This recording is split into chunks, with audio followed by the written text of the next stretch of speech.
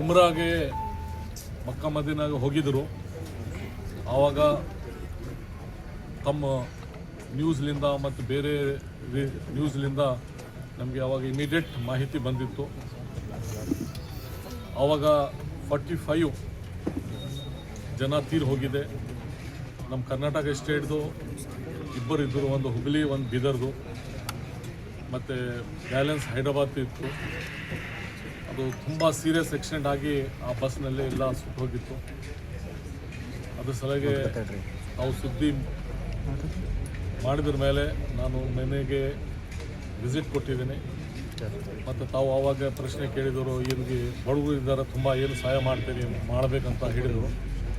ಅದ್ರ ಸಲುವಾಗಿ ನಾನು ಮತ್ತು ನಮ್ಮ minority housing board minister Zameer Ahmed ಸಾಹೇಬರು ಮತ್ತು ಹಜ್ ಕಮಿಟಿ ಚೇರ್ಮನ್ ಟಿಪು ಭಾಯಿ ಮತ್ತು CM ಜೊತೆಗೆ ಚರ್ಚೆ ಮಾಡಿ ಇವತ್ತು ಹಜ್ ಕಮಿಟಿಯಿಂದ 5 ಲಕ್ಷ ಅವ್ರ ಮನೆಗೆ ಬಂದು ಅವರಿಗೆ ಚೆಕ್ ಕೊಟ್ಟಿದ್ದೆವು.